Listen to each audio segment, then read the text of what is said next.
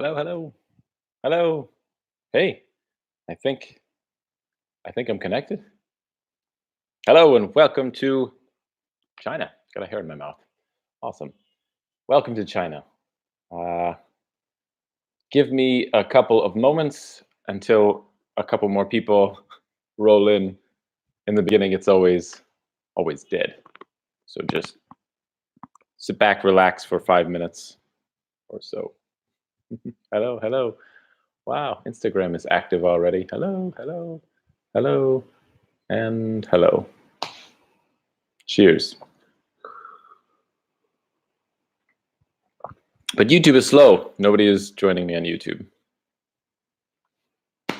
When are you coming to the UK? The UK.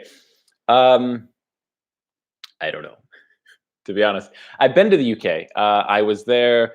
Yeah, I circled the whole United Kingdom 6 times or 7 times. So I did that. I did the United Kingdom and Ireland and Scotland and France and Norway. Yeah, I did those, but it was definitely not traveling in the way that I travel now. That was actually on a cruise ship, and it was not very exciting. Are you still in China? Yes, I totally am. Hello, hello, Nikki. Yeah, yeah, totally in China, and I'm going to kind of talk about that today. I don't know. YouTube is really slow today. Everybody is either already sleeping or just waking up. So Instagram is a bit more active today, which is really weird. That's not normal. But that's okay. Let's see what you guys got here. Where are you from in the United States? I am from Michigan. 22 years in Michigan. Then I did 5 years in Phoenix, Arizona, something like that. Awesome, man. Weather's pretty tame here, though. Yeah. I can say the same for yeah, a little. I don't like your weather. I like Asian weather because it's always so hot. How do you afford to travel full time? It's a little weird, but basically, there's a couple ways. You can check the description below in all of my YouTube videos. That's where I generate income. Other times, as I traveled in India, for example, the culture in India was amazing. When I was in India, so I did the math a while ago. While I was in India I was in there for 10 months, but I traveled hardcore for 6 months. During that 6 months of travel, I stayed in a hotel. So out of 180 days of sleeping, yeah, in India, I stayed in a hotel probably close to 15 or 18 times. That gives you an idea. Nights, I should say, not times, nights. The rest was people inviting me into their house. It was that awesome. So I save a lot of money that way. I travel as much like a local as possible. I don't take the private amazing taxis unless I need to. I don't go to the amazing restaurants like a tourist. I eat like local people. I travel like local people. So therefore, I spend money like local people. Hello, YouTube. YouTube is waking up. It's late here. Headed to bed though. I thought I'd say, oh, all right. Good night. Take care. Yeah. So awesome. Yeah, you've been there since the Vietnam days. Awesome. Okay. So welcome to China. Hello. My name is Brock. If you don't know me, I don't know what you're doing here. Maybe you're confused, but that's okay. Welcome. Do you like the Philippines? You should visit and stay longer. There's a lot of, oh my gosh, I know 7,100 islands. That's a lot of places. And I visited 3. I visited 2. I visited 2 islands, Luzon and Palawan.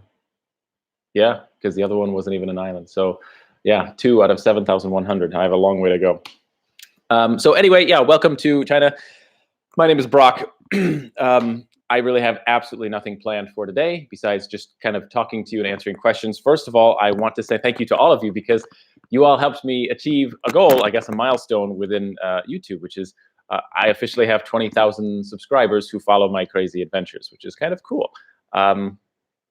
Yeah, that's cool. There's at least 20,000 of you who enjoy a very unique style of traveling. You enjoy maybe watching this crazy experience that I'm experiencing. I don't even know how to describe my channel really, other than I'm a guy that just loves to travel, experience culture, and hang out with local people. And I try to capture that as much as possible.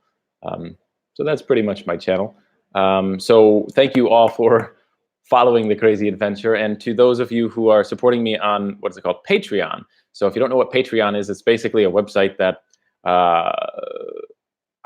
someone twisted my arm to basically make the account. But basically it's like a donation page.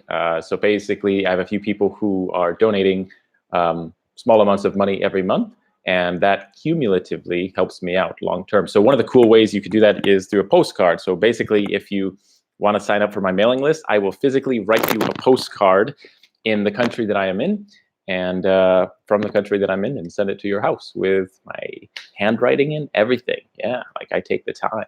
So yeah. So if you want one of those, just always check the description below in each YouTube video, and you can find that.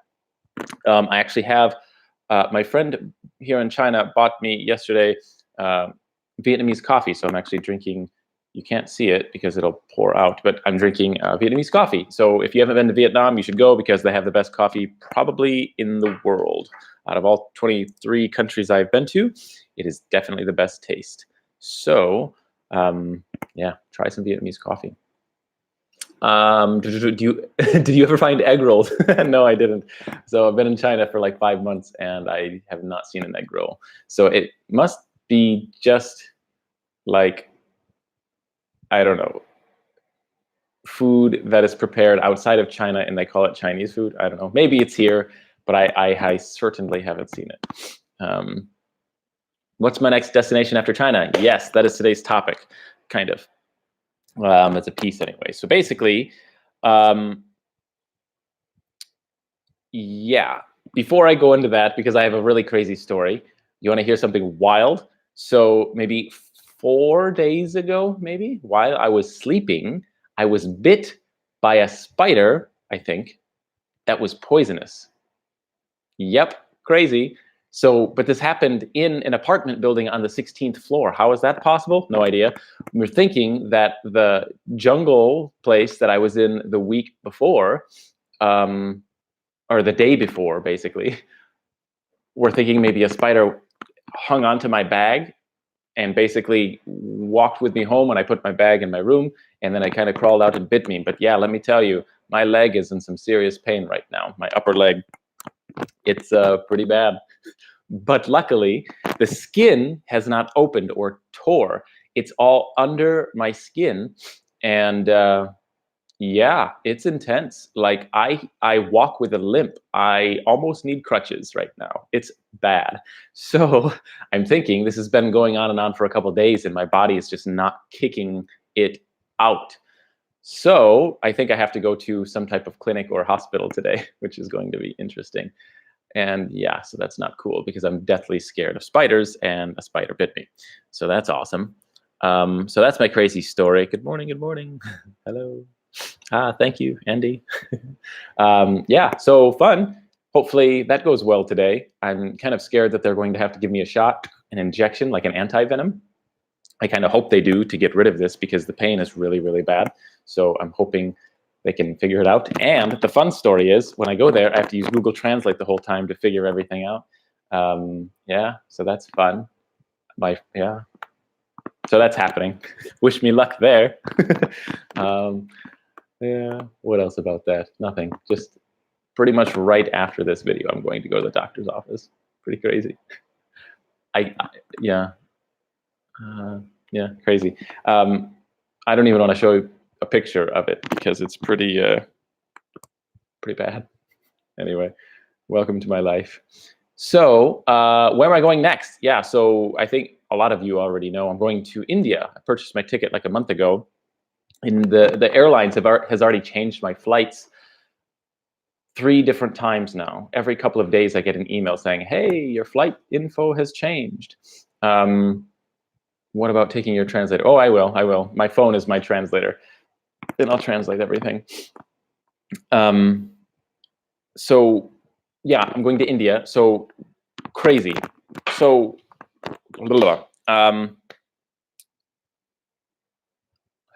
yeah. So I'm going to go to northern India. I'll be in Varanasi. So if anybody is in Varanasi or plans to be there soon, maybe you want to say hello. We can have a cup of coffee. Maybe depends on where I'm at, what I'm doing. But I met someone in Vietnam while I was in Vietnam, and she says I invited her to India like a long time ago. I said, yeah, come and visit in India. And I literally did not think that she would. Well, one day she said, okay, got my ticket. I'm like, really interesting. So I will meet her in northern India for like 3 days just to say hello. We'll hang out and, I don't know, go on a boat and walk around the city. It's a cool place. If you haven't been to Varanasi, it's a really unique city. It's like a 5,000-year-old city. And these buildings are so old and it's so unique. And the way of life there still feels like you're back in some type of ancient time. It's a really cool place. So yeah, I'll be there for maybe a week and a half. I'll be there before her, then she will visit for 3 days, and then she will leave, and then I will leave.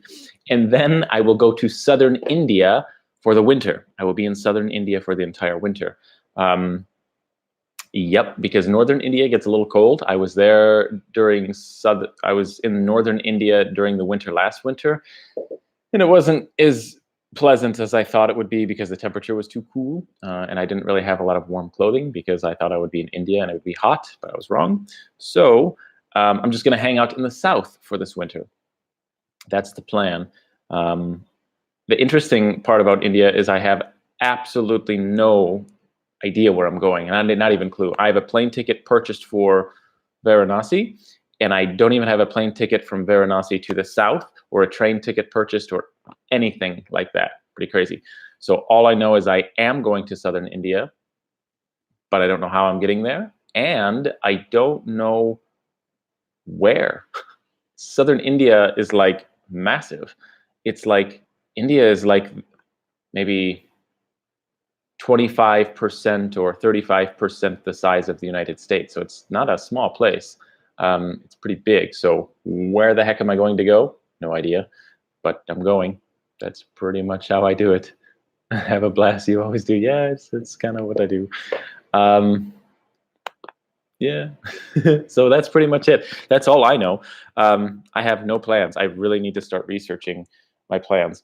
Bangladesh. Let's talk about Bangladesh. So I've been editing some videos. Many of you have seen some of the crazy, fun, interesting places about Bangladesh. Yeah, I still have a lot of videos to upload yet. I have a lot of editing to do. My goal is to edit today and try to get a video ready for Wednesday, maybe. But in the apartment that I'm staying in right now, they announced that today they're going to repair the power, repair something. So they will shut the power down for like 15 hours or something insane. So that starts in a little more than an hour. It's scheduled to shut off. And so I won't have power all day, no TV, no internet, no editing. I can edit for an hour, then my battery's dead without power. So yep, that's today. And yeah, so basically I just have to keep editing Bangladesh as fast as I can, release Bangladeshi content as fast as I can. So eventually you can see China. China's interesting. China is a unique place. You will see that I'm traveling in a completely different way. Basically, previously I kind of I avoid the tourist areas in each country that I go to, each country that I visit specifically. In China, I've only gone to the tourist areas. Like, that's it. I think once I went outside the tourist area.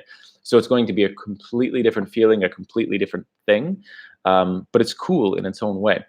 Morning, afternoon, night. Congrats on 20K. Thank you. Yeah, it is morning here. How long will you be in China? Oh, you just missed. Oh, yeah, I didn't say it, did I? So yeah, I'm going to India soon.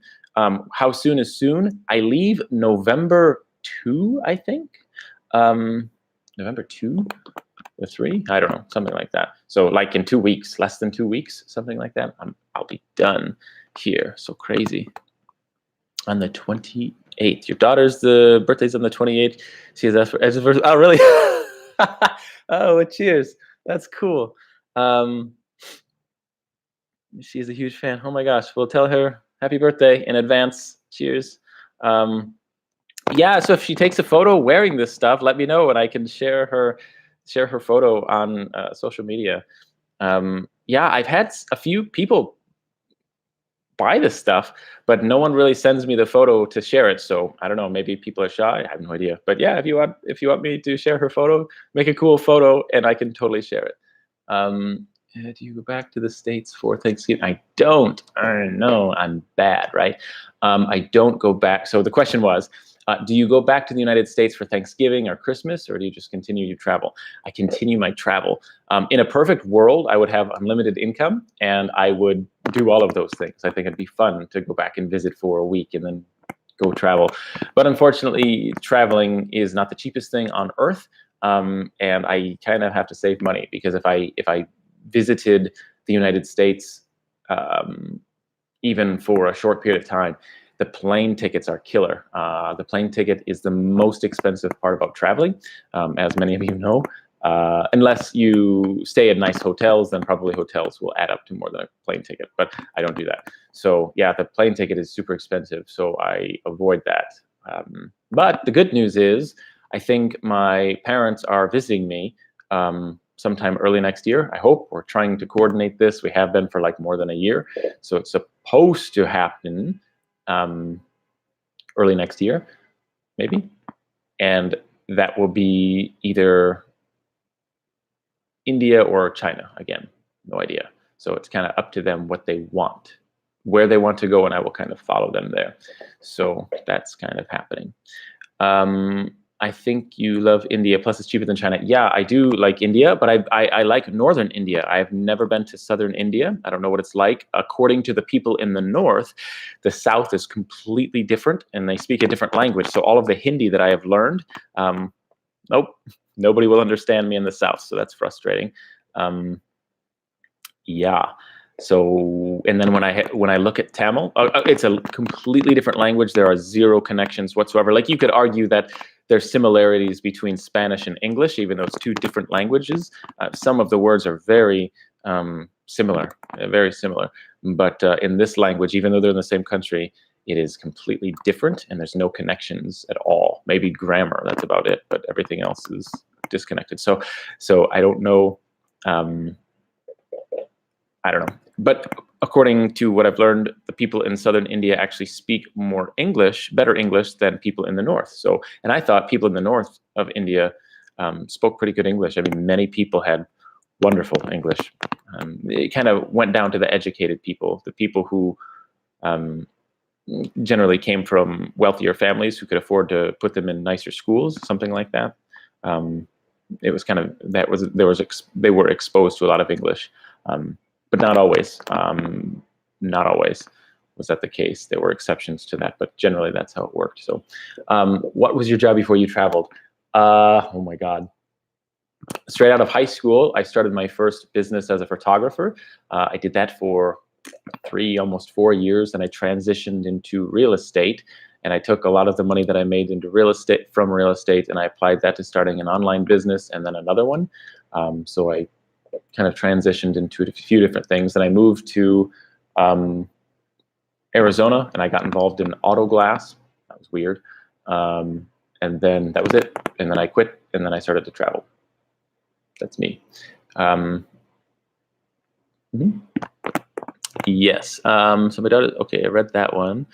Oh, by the way, finally tried Indian. Yeah, I told you. It's amazing. Indian food. She says she finally tried Indian food. Oh my gosh, I'm in love. I can only imagine how authentic food tastes. Yeah, because while I was in India, I met Chinese people. They couldn't speak English, so I had to translate with my phone. And everywhere in India, there are restaurants, and there's the Indian menu and the Chinese menu in India. And so because it's so prevalent, it's everywhere. I asked the Chinese people, what do you think about the Chinese food in India? And they laughed and they said, it is terrible. They said it tastes absolutely nothing. They said they've tried so many different types of dishes in India, but Chinese food. And they said it's just awful. It's just terrible. It was so bad that they had to stop eating Chinese food in India and had to start eating Indian food. So Yeah, so maybe the food in India is completely different than the food in India. I don't know. But when I was in the United States, I had Indian food once, and when I tried it, it was so good. I remember that. And the spices were very, very strong. So maybe it's the same, maybe it's different. I do know they have Indian grocery stores here and there where you can buy authentic Indian spices. So I don't know. I don't know, maybe. No idea. But it's pretty good in India, I must say. Yes. I got the hiccups. I keep drinking coffee and hiccuping. So yeah, for those of you who have not tried Indian food, you totally should. Go to your local Indian restaurant. It's pretty good. Not gonna lie, it's definitely my favorite food. Food here in China is good. It's just really weird. Just like,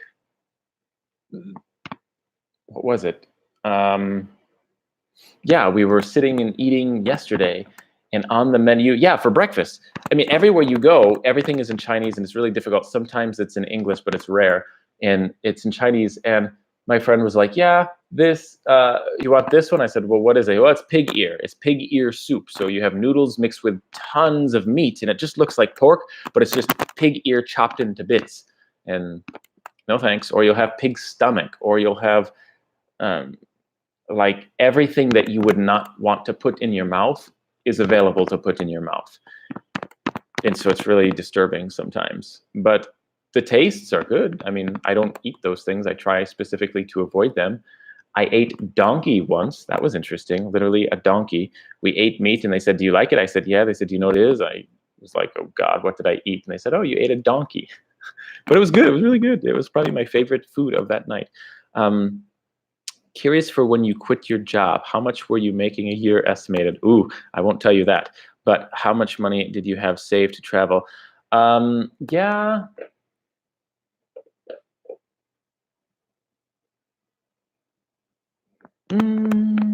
Yeah, I had about, I think less than 20,000 I had saved. So in that amount of time, in the amount of time that I've been traveling, I yeah, I mean, I'm still spending money from that account. The key to traveling long term is traveling like a local.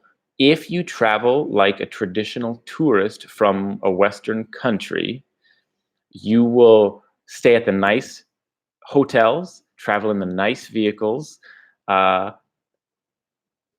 eat at the nice restaurants, and always buy from the tourist areas. And it is the single most expensive way to travel. Um, and when you realize that you don't need as much money to travel the world as you think.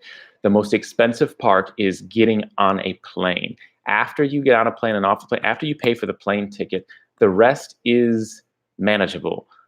It's not cheap because you literally stay in a hotel like every night if you're not offered to stay in someone's house.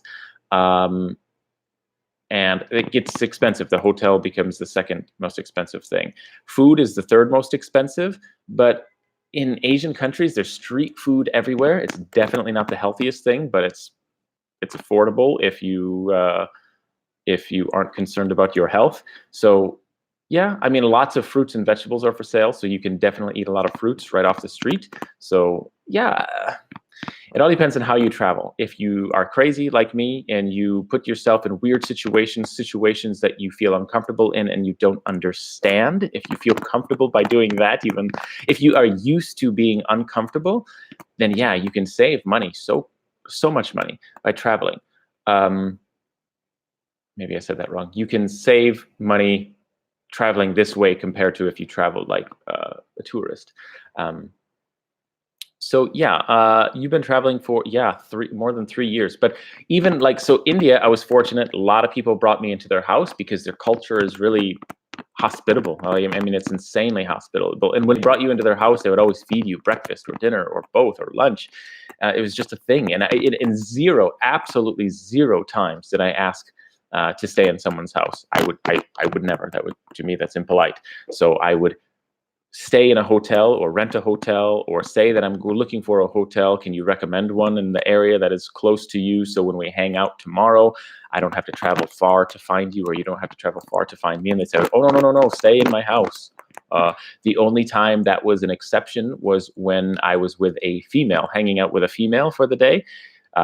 They would not invite you into their house because in their culture, that is a very taboo thing. But a male would invite you into their house to stay with their family because it's just so normal to them. But there's the whole male-female difference thing. Even traveling with a female in India is very taboo. Everyone would automatically assume that we were married, and if we said that we were not, people would give us dirty looks or bad looks because they would think that we are doing something terrible. It's just, I don't know, India's weird in that regard.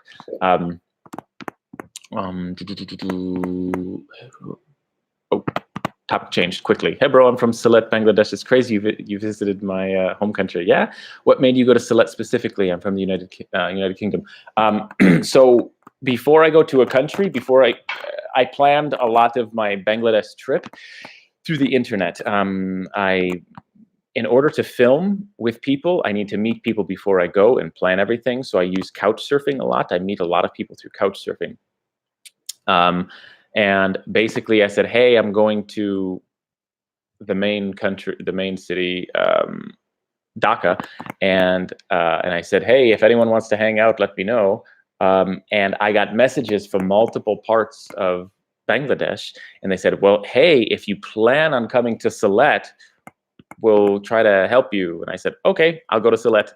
So just like that. I don't know any of the people before I meet them, none of them. Every single person you have seen in my video, I guess minus 1 or 2, has been from people that I don't know. I don't even know who they are. You just go, you meet them, you shake their hand, you try to smile and be nice, and then you start filming just that morning, that day. And then by the end of the day, you know each other a lot because we talk a lot when the camera is not on.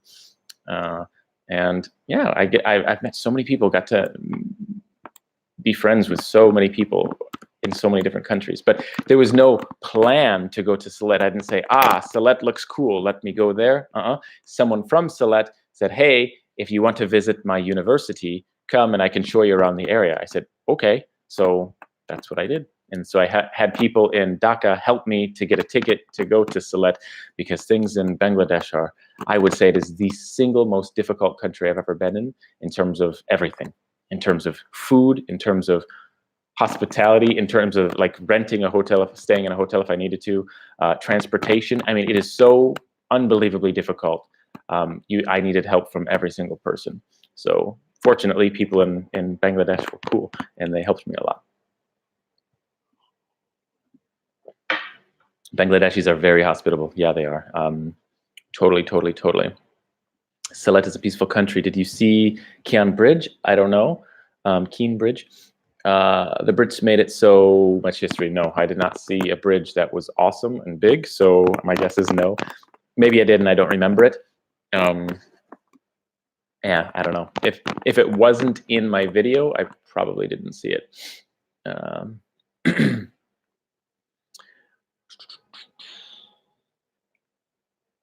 That's awesome. You're still traveling off the base savings. Yeah, when you started, largest expenses for me, definitely airfare from USA. Yeah, use Google Flights. It's my favorite place. Google Flights. Don't use any other company because if you use a different company, like Expedia or all the other ones, they take a commission. And when I say commission, like big commission, $200, $300 commission. It's insane. And it's not like the plane ticket is 1,000 and they take 200 of that because no, that's fine to me. But it's like the plane ticket is 1,000. We're going to charge you 1,300 and we're going to take the 300. That's how it works with all these companies. But most people don't know that because they just follow the internet when you say cheap flights and they rank high, and on TV or on the radio you hear these people and so you think this is the way to do it. Only use Google Flights because this is the one company that doesn't like take commission from anything. They just show you the flights and show you the cheapest way to buy it. You click it and then you save huge amounts of money. I have bought some awesome plane tickets prices from Google. So there you go. Uh,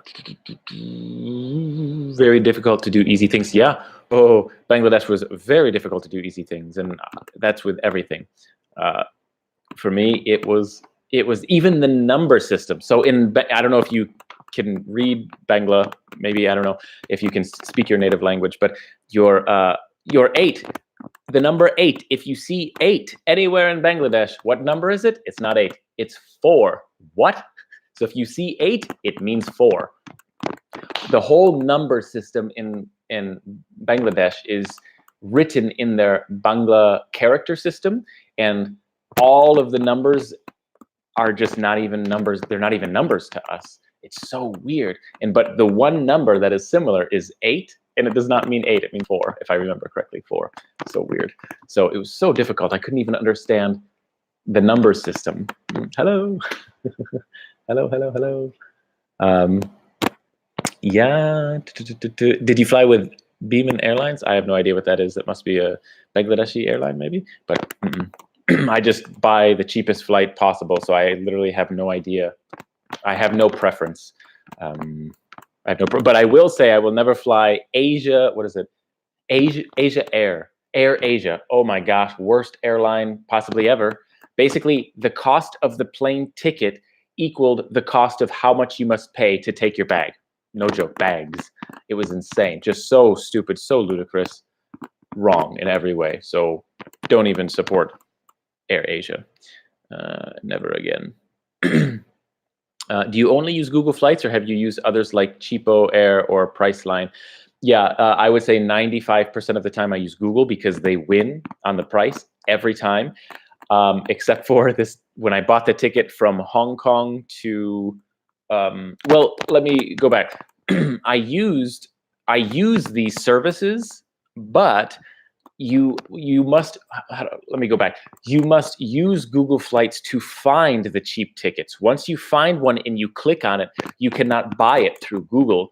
You must click on one of their links, which then takes you to something like Expedia or Priceline or Cheapo Air or all these other ones. The links are there, so you have to click that link to bring you there. So they still make a commission, but Google basically takes all that away. But Google doesn't collect the profit. I don't know how it works, but if I do the search directly on Priceline or directly on Expedia, either A, the price is so much higher, or B, they will not display it. That flight doesn't exist according to their computer systems. So they cheat. It's so frustrating. So use Google, find the cheap price, click on the link that brings you to Expedia or wherever, and then buy it from Expedia. That's what I do. You have to buy it through an agent, and Google isn't an agent. So that's kind of how it works. But just use Google as your searching tool. Congratulations. Thank you. I went through Google Flights a couple of times. Good. Yeah, it's, in my opinion, the best place. Bro, in Bangladesh, you can't even get out of the airport unless you bribe everyone. I know about the numbers. They are Bengali numbers used to confuse the hell out of me. Yep, so crazy. How did you travel to Sylhet from Dhaka? Train. I took a train. Yep, I took a train. And I went to the train station, and I was cheated at the train station by the train station employee who was behind the bar, the glass. Yeah. And I was with a local on top of that. We walked up and said, okay, we want a ticket on Saturday from here to there. They said, okay. We can see what the price is. We seen the price on the wall behind us, the exact price for this exact train to go from this exact location to that exact location. And the price was, I don't know, it was like 300 or something like that. Oh, but because I'm a foreigner, it's got to be 450 or something like that. And then, oh, this gets even better. So you can't argue with them. You can't, it's just, I'm white, I pay more. That's basically how it is. I call it white tax. But basically, if you're a foreigner, they will cheat you in every way possible. Then when we got the ticket, we walked towards the back of the line. We were just getting away, looked at it. Oh, no. He gave it for Friday. I need it for Saturday. Why he made him? So we went back to the front, and he says, oh, sorry, I already printed the ticket. You must pay 100 taka more to change the ticket. It was your mistake. I told you it was Saturday, and you did the sorry. It's printed. I can't change it unless you pay me 100 extra taka. So there you go. He cheated me on the initial price, and it was his mistake, but he still demands 100 taka more to change the ticket. There you go. Welcome to Bangladesh. And I loved the country. I loved walking through the countryside, but I would say that cheating in that country was just unimaginable, specifically because I'm a foreigner. You would be on a taxi, in a taxi, or on a horse, or a bicycle, whatever, any form of taxi. And even if I'm with a local person and I don't do the talking, I'm just sitting there with them, we would go from this location to this location, and this local, he does this every day of his life. He knows the price. It's anywhere between 30 and 40, 30 and 40, every day, like clockwork. But when we get in, oh, sir, so he says, okay, how much is it? And he says, oh, it's 60. And the guy's like, excuse me? Like, what? Oh, yeah, it's 60. He says, I travel this every day of my life, and it is 30 or 40. Why are you trying to cheat? Is it because because there's a foreigner with me? Oh, well, yeah, sir, they're foreigners. We need to take more money from them. So the logic in the country, that wasn't just once. That happened every day, everywhere, constantly. Whether you're buying food, it doesn't matter where you are or what you're buying, you are cheated because you are a foreigner. And the logic is you earn more money, so therefore you should pay more money. It's not about the value of the item or the value of the service. It's about the percentage of your daily income or something like that. It's just cheating. So it's really frustrating. That kills me. If the price is higher, great, I'll pay higher. I don't care. But don't cheat me. I don't like that. So that was the least favorite part about Bangladesh for me. Same thing in Cambodia. Cambodia was, I don't know which one was higher. Both Cambodia and Bangladesh were the two countries that frustrated me the most in terms of cheating. It was just unimaginable. You couldn't get away from it. It was just impossible. So, but other than that, the people were awesome in Bangladesh. Love them. It was just the business people that I didn't really care for because it was constantly cheating. So let's see. It's not because you're white, because you're a foreigner. Yeah. It's, if you're not from there, they take advantage of you. I was conned for buying a dodgy phone. Couldn't return it. Of course, yeah. I understand the cheating aspect. Yeah, it's frustrating. Same thing in Cambodia. I mean, it was in every country. It was just a higher percentage in both Cambodia and Bangladesh, like significant. It wasn't just like 1 or 2%. It was like 30 or 40% higher than the other countries. I mean, it was just huge proportions. Hello. So I don't understand. Does anybody know? I'm on both YouTube and Instagram. I can wave to some. There's a button next to your face. Like some people, I can click and wave to you, and some I can't. I don't know why. So I don't know. It only lets me wave to some people. I still have the hiccups. Weird. Yeah. So that's basically what I know. Hello. Yeah. Now you're waving. Yeah, so if anybody here is from India and knows anything about southern India and knows a place that I should see or visit or go to, let me know. Come to the UK. Yeah, UK is a bit too expensive for me right now. And it's not interesting to me. I've been to the United Kingdom, and it really wasn't very interesting because it's so developed and so organized and so systematic. And so therefore, it's not very interesting to me. You have culture that is very similar to the United States or any other developed country. That just doesn't seem interesting to me. Sorry. I like the places that are underdeveloped, places that most tourists don't visit because it's so unique. To talk to people who never see foreigners is a lot of fun because they're just shocked that I'm there, and then you can make friends so easy, and it's so much fun. I don't know. This was like more than 3 years ago, and I don't even know.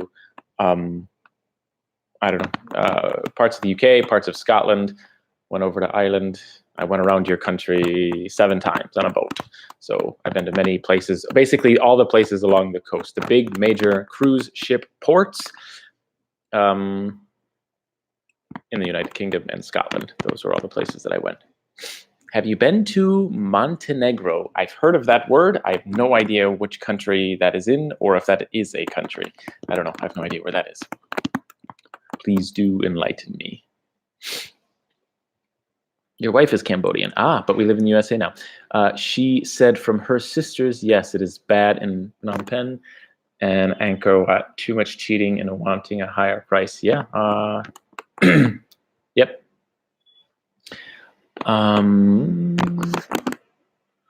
Show. Oh, wow. Google blocks your message to me. That's weird. Show. I don't know. Weird. I unblocked it. When you get a chance, Google some areas of Sylhet. Lalakal. Okay. It's a swamp. Okay. Chittagong Beach. Yeah, I was in Chittagong. Stay tuned for those videos. But I didn't go to the beach. Same happened to be in India. Yeah, I know. It's very frustrating. Yeah, I don't mind paying the local price, but to charge me more because I am not from your country is wrong. Just like if they were to visit me in the United States, no company, no business is going to say, oh, you're from India, or you're from Bangladesh, or you're from Cambodia. So of course we're going to charge more for your meal than these other people here. Or we're going to charge you more for that taxi ride because you're from India. You're from India, so we're going to make you pay more for breakfast. What? The breakfast costs this much money, period.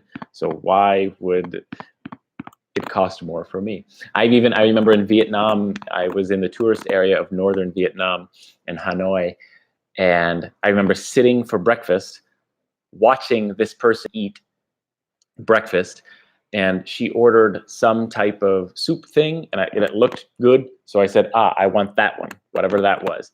And when they come to collect money, I counted how much. She paid 30,000 dong for that meal. And then when she came to collect money for me, it was 55,000 Vietnam dong. And I said, well, why? And I translated, she paid 30. Why is this meal different? Because I pointed to it, I said, I want that.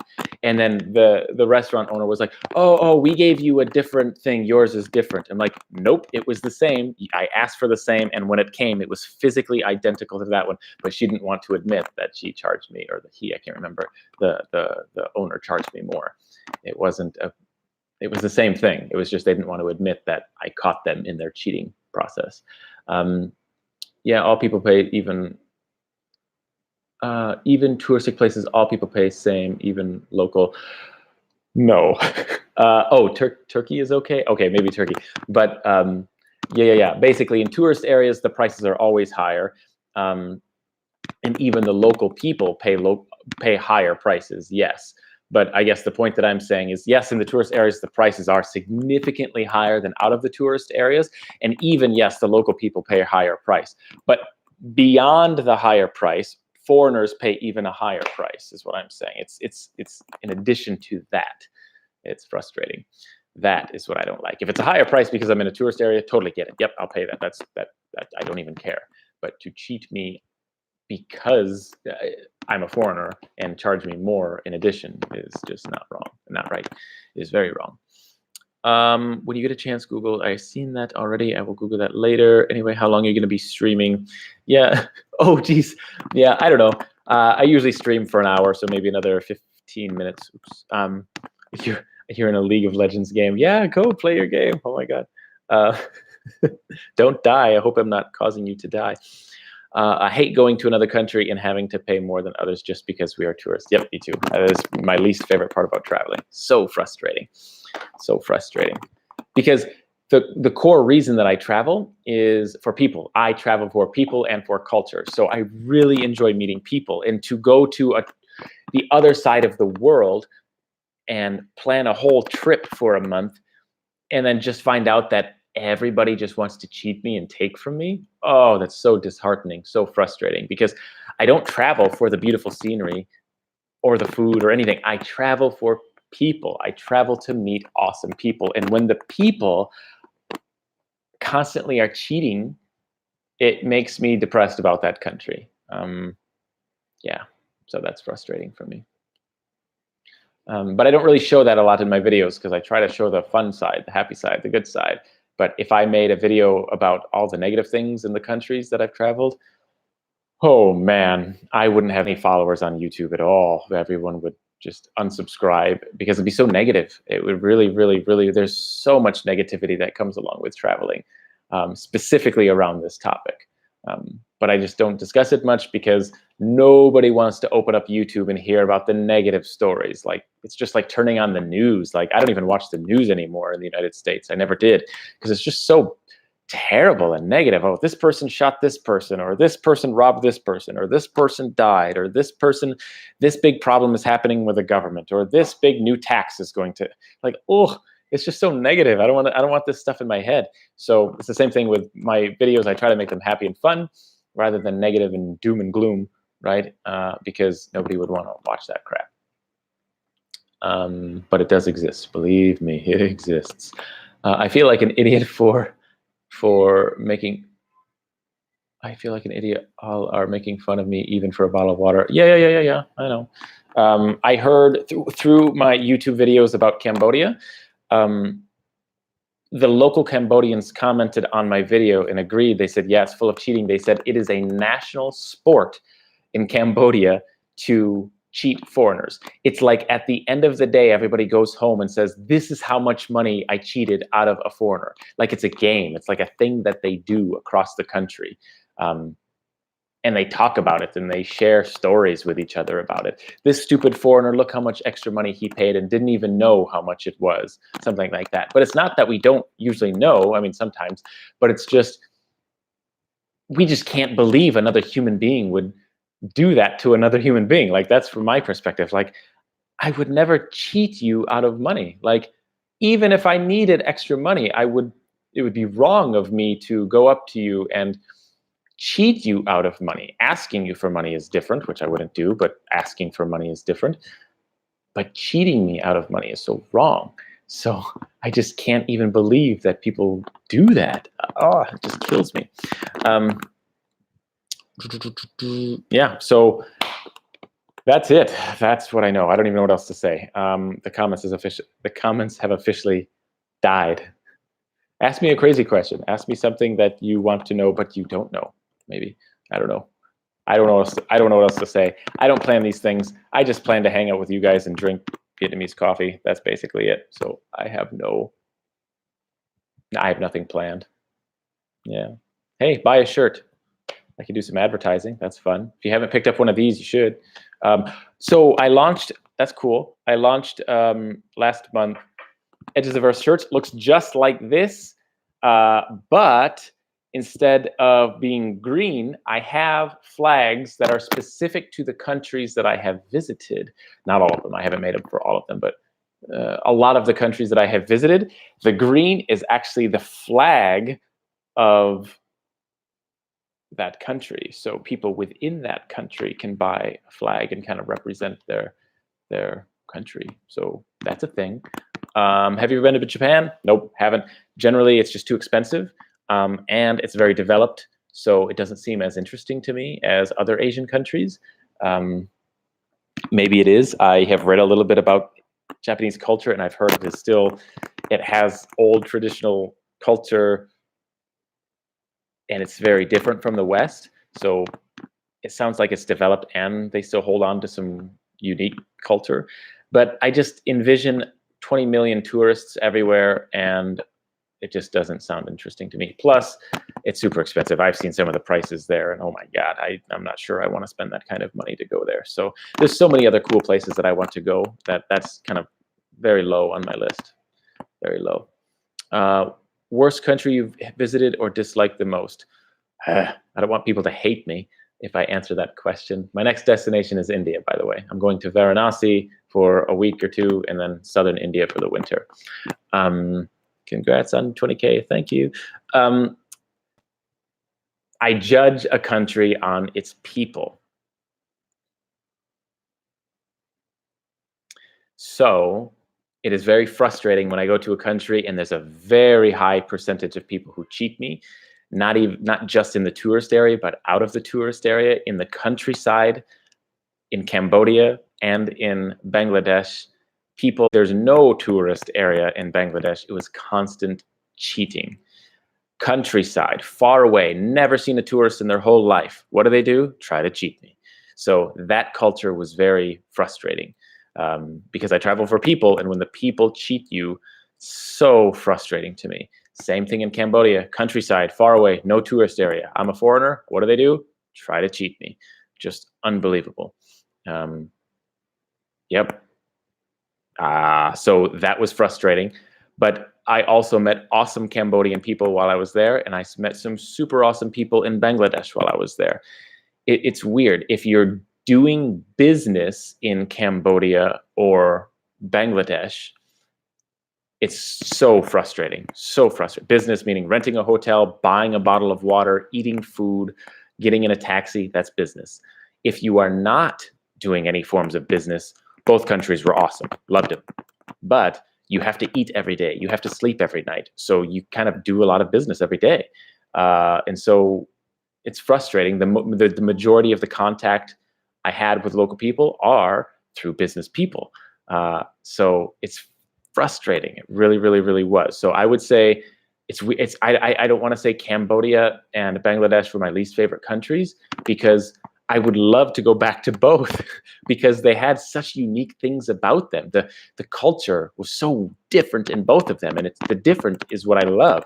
It's so extremely different from the West, and that's what makes me love it more. So I love the country, and I loved the people that I met in both countries that were not business people. Yeah. So would I go back to Bangladesh? Absolutely. I would love to live there for months. Would I go back to Cambodia? Absolutely. I would love to be there for months. It's just the frustrating part is the business people. Thailand, I would say that would probably be my least favorite, actually.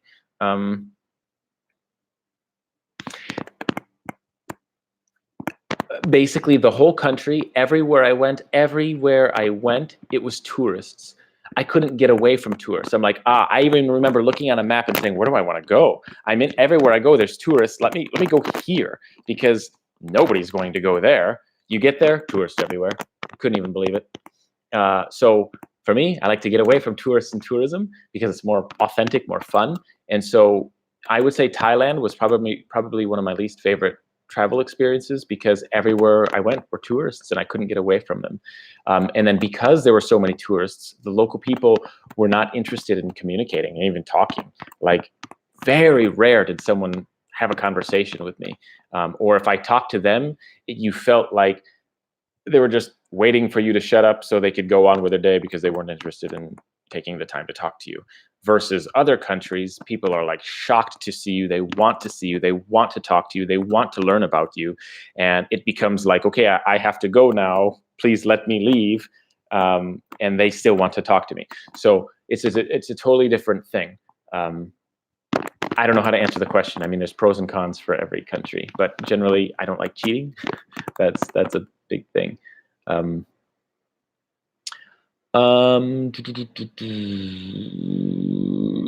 Now in Cambodia, you can use Pass App instead of getting cheated by Tuk Tuk. Yeah, I learned that after posting those videos. Many people commented and gave me that, and I didn't know about it. So now I know. Now in Cambodia, and yeah, when I use those apps, if I'm getting the local price, I'm the guy that always pays extra. Like if I forget, what is it, 50? Yeah, it was 50. No, I don't know. I forget. Whatever. So if I'm using an app and I get a local price, I mean, it's usually quite low. So I am happy to give like extra tip or something, and they're usually quite happy. So that to me is normal. That's fun. But I just don't like being cheated. Let me give you the extra money myself. Don't demand it, because that's wrong. Let's see. Many scams in Cambodia. That's a surprise to me. Really? Like, I don't know if you're joking or not, because it was unbelievable in Cambodia in terms of scams and cheating. What happened to my phone? Nothing. Okay. Whenever my family and I visit Bangladesh, they try to cheat us, but we always know what an item is worth. Yeah, I'm with you. They can cheat you because you're foreign. Yeah, they know that. They clearly, definitely know I'm foreign. Moving to Vietnam is in 16 days. Really, I watch your videos periodically for inspiration. Awesome. Yeah, there's a lot of cool stuff on. I would say cool. There's a lot of helpful information there. Information that I organized that I wish I would have known before I went. So make sure there's like 2 or 3 videos that are like that. A lot of information. So yeah, just go out. And what's cool about Vietnam is you have a tourist area, and then, I mean, the tourist area is like a square half kilometer. Square half kilometer. The second you get out of that, it's like dead. Tourists just, from a Western standpoint, when people visit a third world country, I think most people get very intimidated by the buildings. They see the buildings, they immediately think, oh, I'm in the bad part of town. I don't want to be here. Someone will harm me. Someone will rob me. Someone will, I don't know. So people, the second they see the buildings that are not designed to look like a tourist area, people get scared. And then they turn around and they come right back to their hotel. They're scared. I don't know. It's so weird. For me, I'm like, hell yeah, I'm out of the tourist area. Let's go in. This is where I want to go. And for me, that's awesome. I love it. And so visiting Vietnam, the tourist area was like night and day. The second you got out of that circle, it's dead. Like, you don't see any tourists ever. You just walk for a half kilometer and you're done. That's it. And then everyone's like, whoa, I've never seen a foreigner before, because no one goes over there. It's so cool. Totally agree about Thailand. It was, yeah, it's been saturated for tourists. Yeah, Thailand realized the amount of money that they could make if they just geared it towards a tourism country, and they dominated in the last 20 years. Dominated. And they are the go-to place for foreigners. If they want an exotic trip, go to Thailand, right? Just because they marketed it that way. And now they're making billions of dollars every year annually because of tourists. Other countries could do the same if they just changed a few things. There's no reason that they couldn't. If you want to go back to Cambodia, let me know. I know plenty of people there can help you and negotiate cheaper prices for you. Yeah, cool. Yeah, I don't need cheaper prices. Just local prices would make me happy. Just make me feel like I am not an alien. That's it. But yeah, Cambodia is distant. Traveling and meeting so many people and making so many friends from so many different countries, you'd be so shocked how many emails, and I wouldn't say emails, how many messages I receive on social media from people from those countries that I have met, or other people that I haven't met. And there's like, please come back to my country, come back to my country, please, please, please, please come back. And so I would love to. I want to come back. I want to visit. Hello. I want to visit those countries again, but I also have a desire to go to new countries. I want to visit the countries. I want to see the places that I haven't been to yet. And so if I had to weigh 2 options, either A, go back to a country that I've been to, or B, go to a new country that I know nothing about, this one wins, yeah, every time. So it's crazy. So, okay, I will let you know if I go back to Cambodia, but my urge says don't go somewhere that you haven't been, because it's a new place. It's an interesting place. So that's a thing. That's a thing that I struggle with. Another struggle that I have is every day when I'm traveling, I wake up and I have 2 options. Either A, go out and have fun and experience something new, or option B, sit home and edit videos for YouTube. Struggle of my life. Yeah. So generally, it's this one. This one wins. I go out and want to do things. And because of that, I end up with so many more videos and no free time to edit. So that is why, unfortunately, when you see videos on YouTube, I'm in Bangladesh in February, but real time right now, what month are we in? Today it's October, almost November. So that's how far I am behind on YouTube, unfortunately. If it wasn't for you, I would have failed AP Anatomy and Physiology at GRCC. I remember you, Linda, yeah. Really, I didn't know I helped you that much, but I remember studying with you. Yeah, I forgot a lot of those terms. I remember, oh, this is going to end in 26 seconds because it's been an hour. So goodbye, everyone on Instagram. But I do remember I connected your name with a nerve called the vagus nerve, and it's somewhere. There's a nerve maybe runs through your neck or in your head or in your mouth, the vagus nerve, because it was connected to vagus. And I'm not going to tell everyone the connection that we made that connected vagus and vagus nerve because it's bad. Okay, Instagram is gone.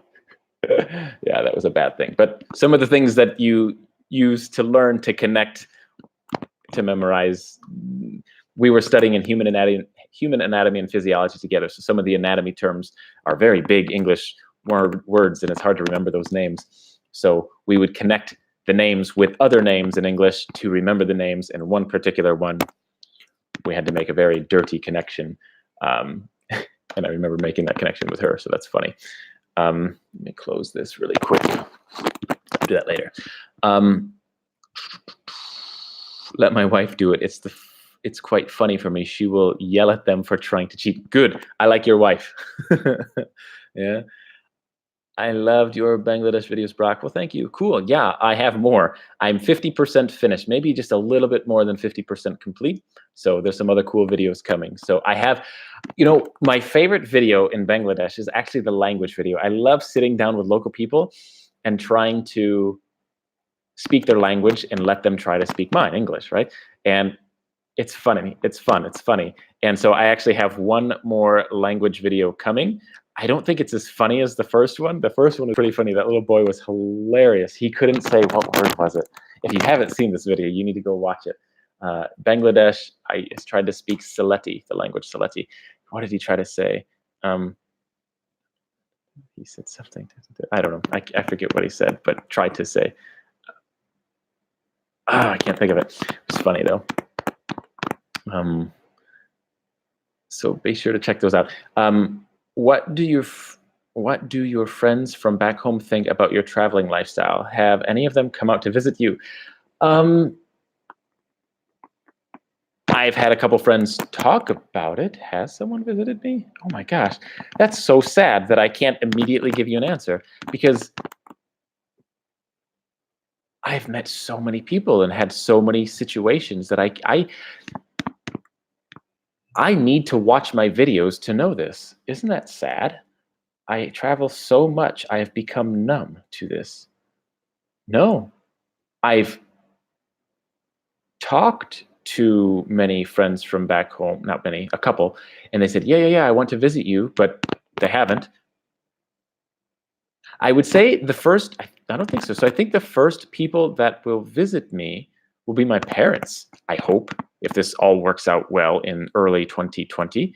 What year are we in? Is this 2019? Yeah. So early 2020, they will visit me. I hope. That's been the plan for more than a year now, a year and a half. That's been the plan.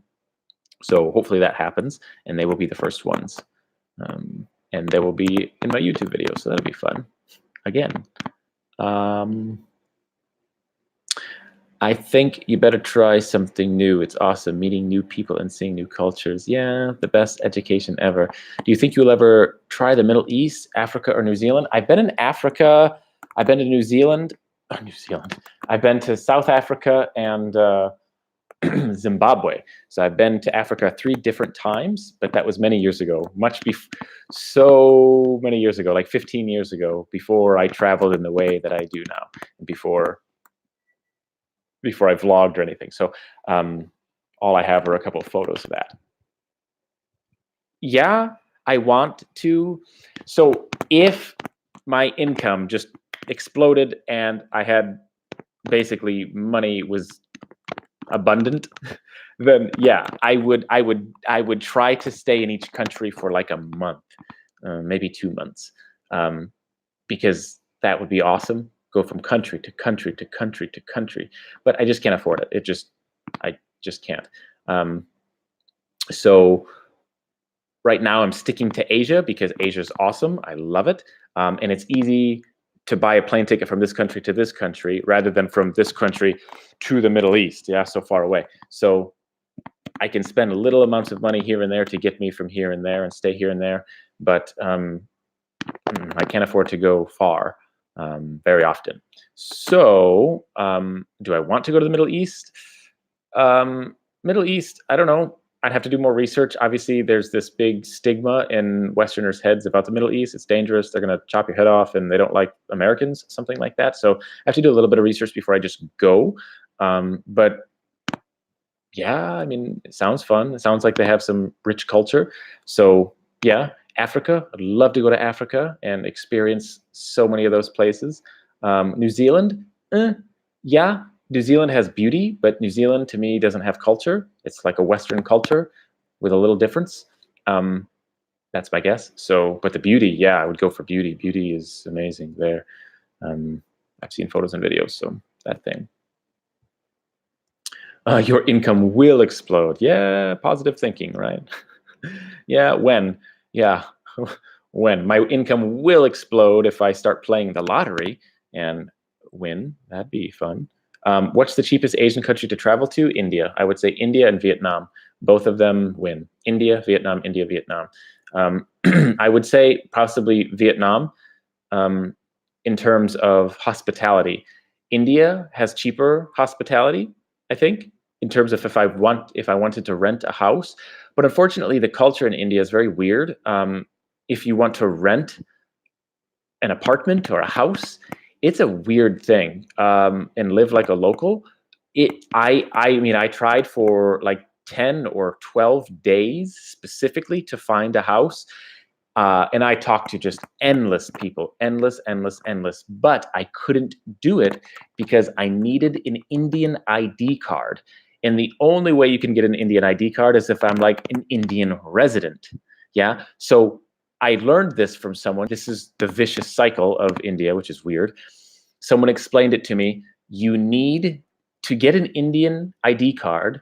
You need to own a house or rent a house. But how do I own or rent a house if I don't have an Indian ID card? So it's just this circle, this cycle. So basically you need to be born into an Indian house, use that address to then get an Indian ID card, and then you can rent your own. But if you're an outsider, you can't get an Indian ID card. So it's just awful. I don't even know what to do. So in Vietnam, you just said, hey, can I rent this? They said, yeah. How much is it? This much. Here's cash. Okay, welcome. Done. I mean, just done, just like that. So because of that, it made it cheaper in Vietnam, maybe. In India, the only places that you can stay were foreigner areas. There's been places where they said, nope, you cannot stay in this hotel because you are a foreigner. You are required by the local law, the local government, to rent a 3-star or higher hotel. So then you jump up to $25 or $35 per night minimum, which is wrong. So the government cheats foreigners. The government cheats foreigners. They force you to stay in hotels like that. More money for them. Yeah. So in Vietnam, no, stay wherever you want. So, but the prices, food, water, it's the same. It's the same in both countries.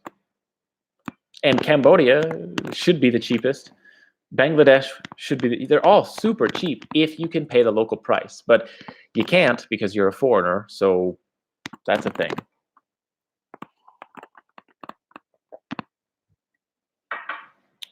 Yep.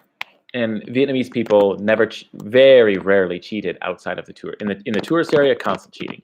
Out of the tourist area, people were generally quite honest in Vietnam, which was awesome. Awesome.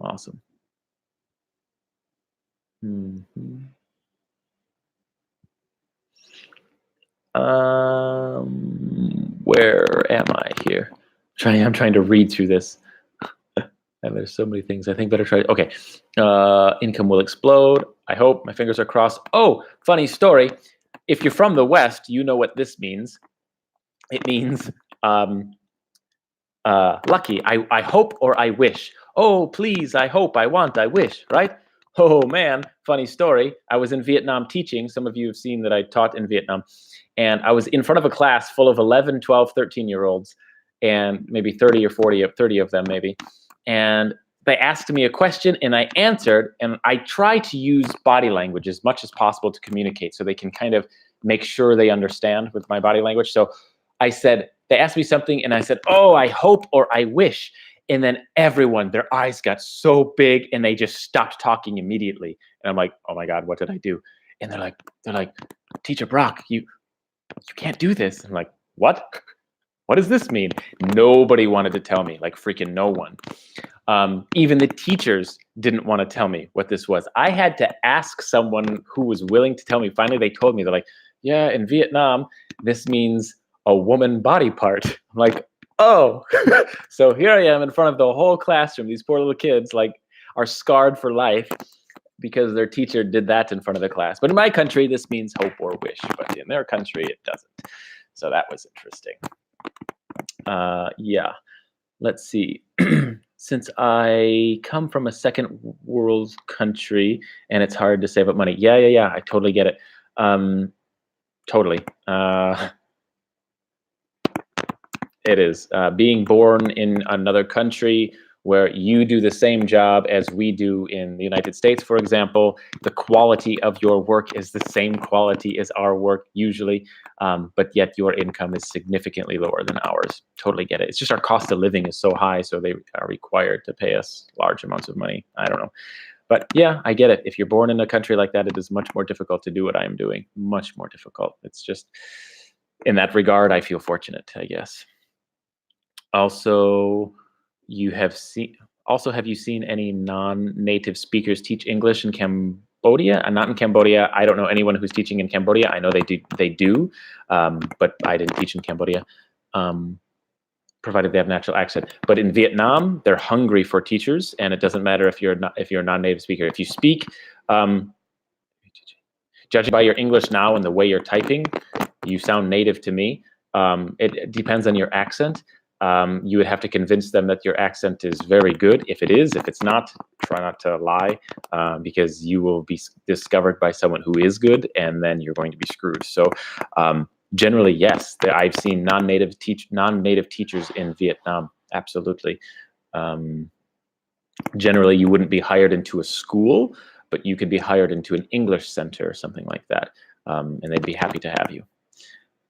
When you lived in Vietnam, how did the local people react to a foreigner renting an apartment out of their town? I know the answer, but I've always wanted to hear more about your experience with never once have I felt cheated with a price in Vietnam because I was a foreigner. Even being an American and spending time with war vets, only hospitality and friendliness. Yeah, I felt the same way. I was concerned before going to Vietnam about the whole Vietnam War and being an American, a white dude walking around. And there's a lot that I didn't know about the war other than it happened. Have you ever seen a rat in Vietnam? The question should be, have you ever not seen a rat in Vietnam?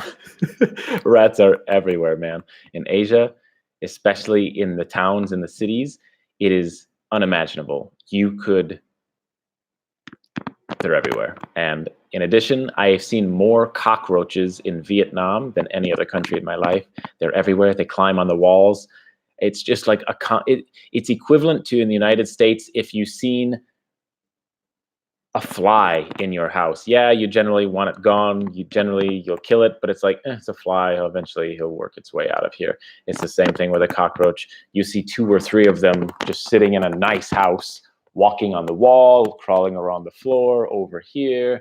It's just, they don't even care. It's just something that they just don't even acknowledge. If they see it, they just look away like, if I kill that one, only 10 more will come back. So cockroaches are everywhere. Rats, pretty much the same.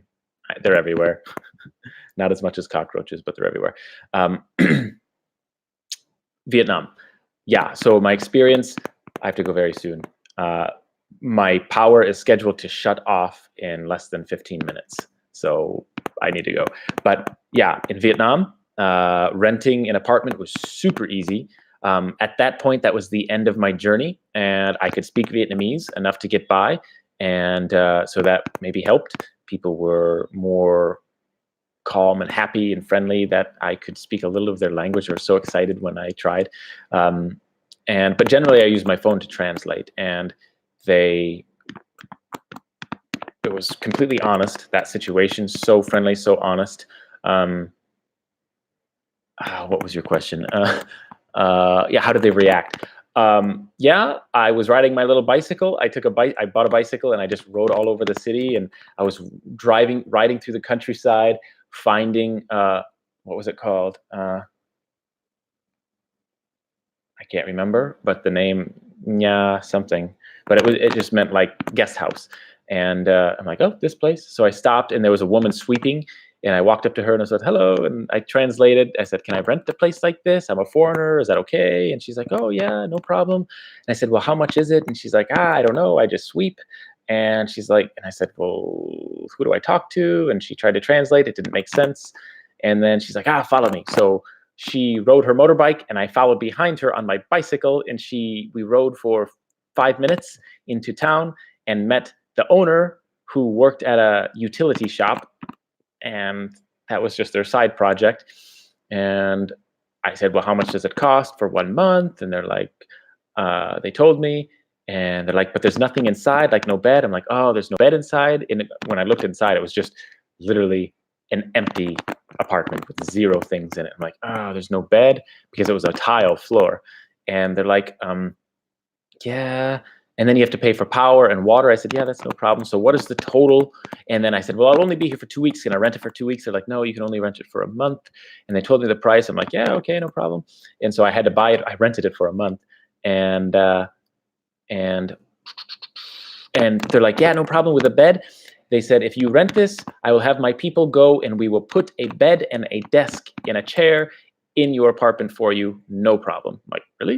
They're like, yeah. So sure enough, I followed the truck back to that apartment. They brought a bed in the back of the truck and they set up the bed in the apartment.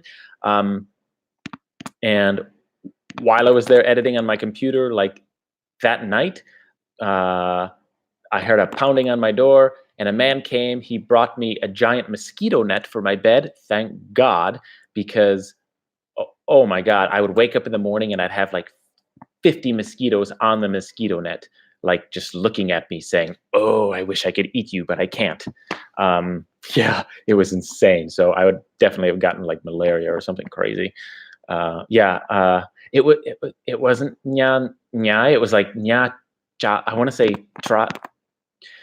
Try is boy, cha is tea, nya tro cha, nya cha, tro, nya cha. It was like a tro with a dot underneath it, I believe, or the downslope.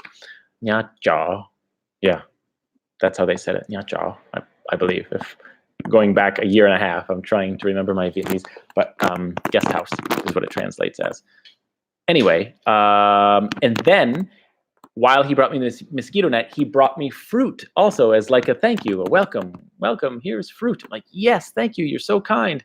And it was the only fruit in Vietnam that I didn't like. It was terrible, and I couldn't eat it. I had to like leave it there. Yeah, I thanked him though. I was so happy, very kind. No, it wasn't Doi, I don't know. It was like TRO, NGA, TRO, NGA, TRO. I'm 99% sure that's what it was, but it had like a dot underneath it or a downward slope. Nha cha. I don't know if you speak Vietnamese. You don't look Vietnamese. Maybe you are. I can't see. Your picture is like this big, so I don't know. And your name does not indicate you speak Vietnamese. Hagendorf. Alex, so it sounds like you're from Europe, and my guess is you are from German. You speak German. That's my guess. I don't know. But I have no idea. Anyway, yeah, so he brought me fruit, and then what happened after that? And then he brought me the Wi-Fi, because I had to pay for Wi-Fi also, which was fine.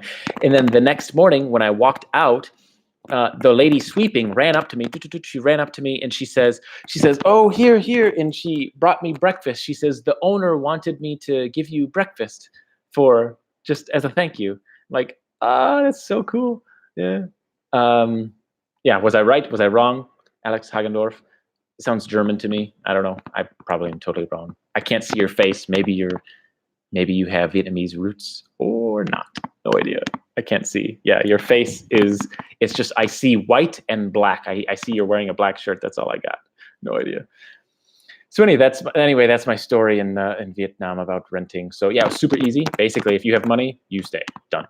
It's that easy. But in Oh, in India, it was so difficult because there's such a deep culture about men, female. What are you doing here? Why are you going to be here?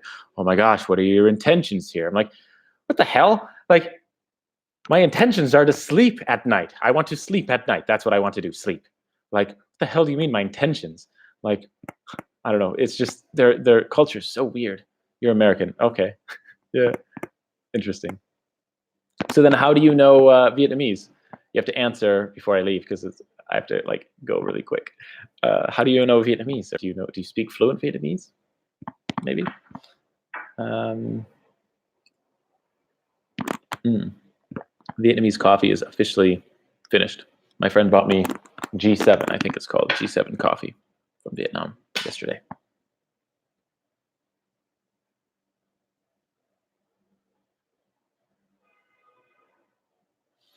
Maybe there's a day. I learn every day. Ah, so you're studying Vietnamese. That's cool. Yeah, it's my favorite language. That's cool.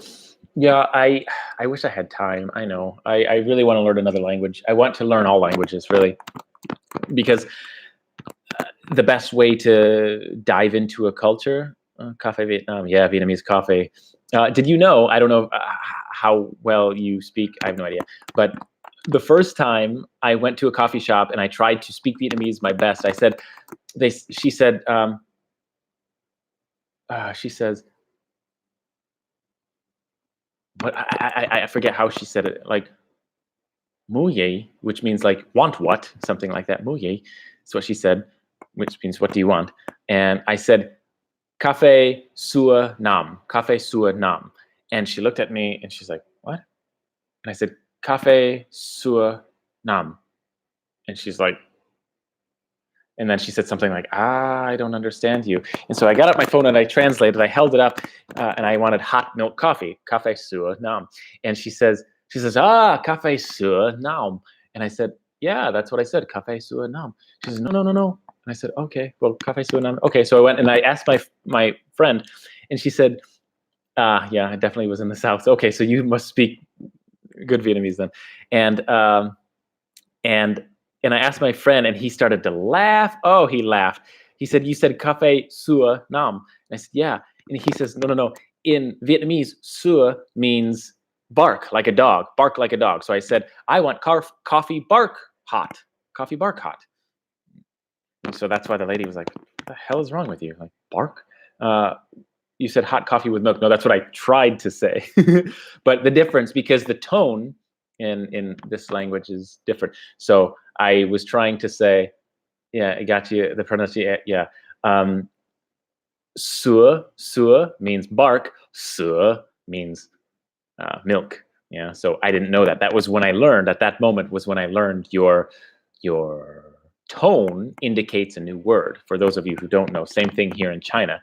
For example, if I said cup, this is a cup. In English, if I said cup, it just means cup, period. But if I said cup, it's a question. So now it's a question, yeah? And if I said cup, like I'm angry, like I'm frustrated, cup, like stop talking to me, I'm frustrated, I'm in a bad mood. So tone indicates emotion in English. Not in Vietnamese, not in Chinese, not in many Asian languages. Your tone indicates a different word. So if I were to say cup in Vietnamese, it would be cup means cup. But if I said cup, it could mean shirt. If I said cup, it could mean headphones. If I said cup, it could mean ear. If I said cup, like cup or something like that, it could mean nose. If I said, yeah, so if I said cup, something like that, it could mean eye. So everything is different based on tone in Vietnamese. It's really, really difficult. Yeah, so that is really difficult for us to learn tones, because for us, tone indicates emotion. In their language, tone indicates words. And so when I listen to Vietnamese people, it sounds like they're robots to me. They speak everything like this, and they must sound like a robot. That's what it sounds like to me. Same thing with Chinese. Yeah, that's why you love the language so much. Yeah, it's interesting. But I what's the word? I don't learn new languages because, I mean, I do a little, but I don't. I'm not actively trying to learn a new language because it takes so much time. And let's say I learned Vietnamese, awesome, but I'm in all of these other countries and I'm not even using Vietnamese. So there's no reason. It's just a waste of my time. I could be doing this, but instead I'm learning Vietnamese for a language that I'm never going to use. So my end result is, as I'm traveling, I'll find out my favorite, whatever my favorite country is, and I'll live there for a long time, and I like retire there. And so I will commit to myself to learn that language, like fluent. I want to be fluent in that language. But interesting, I learned enough Vietnamese by the end of my unintentionally learned Vietnamese. It just happened. I was able to communicate enough to a man who spoke. He says, "Hey, come." And I'm like, "Oh, cool. He speaks English. What does he want to say?" And he starts speaking me in Vietnamese. I'm like, "Ah, cool. Yeah. Do you speak English?" He's like, "Ah, English. No. Tiếng Anh, no." And and then he says, "What did he say?" He says, "Tu hablas español?" And I said, "Oh, what? You speak Spanish?" Like I couldn't even believe it. So turns out I was able to speak enough Spanish and Vietnamese to communicate with him for about 11 or 12 minutes to learn his story, and he could understand my story. Basically, he was a Vietnamese man. He joined the military and he moved to Cuba for 2 years where he learned Spanish and then returned back. And so he was fluent in Spanish, I guess. And so he knew so much more Spanish than me. And so what was fun is he would speak a sentence, in a very simple, basic sentence, like for children, in Vietnamese. And I would repeat the words that I knew, and then I would say this one. I'd say, I don't understand this one. And he'd say, okay. So he'd say the same sentence again and take that word out and put the Spanish word in to form the sentence again. And I would say, yeah, because I know the Spanish word of that sentence. And so we would communicate to each other using Spanishese. I don't know. So it was a mixture between Spanish and Vietnamese. I would respond back to him using Spanish and Vietnamese in a sentence, and he could completely understand me. And the same thing for him to me. And we literally communicated to each other without using my phone for more than 10 minutes. Coolest experience ever.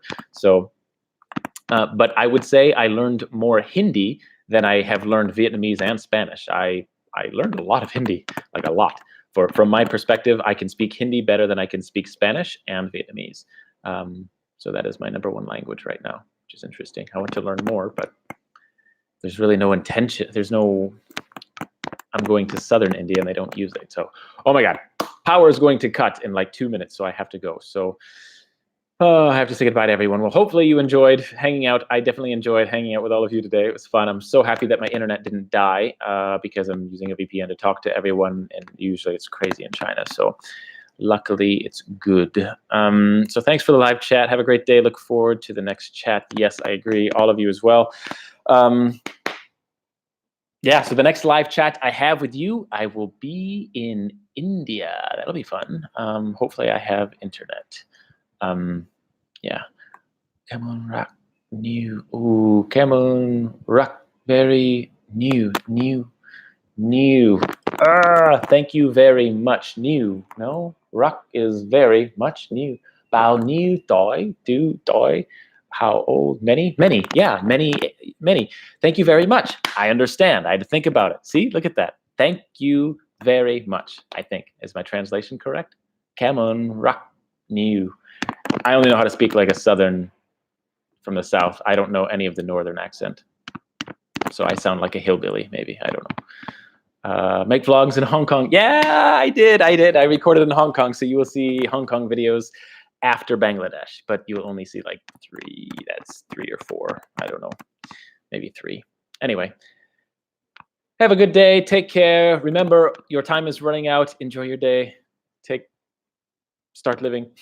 Take care. Goodbye.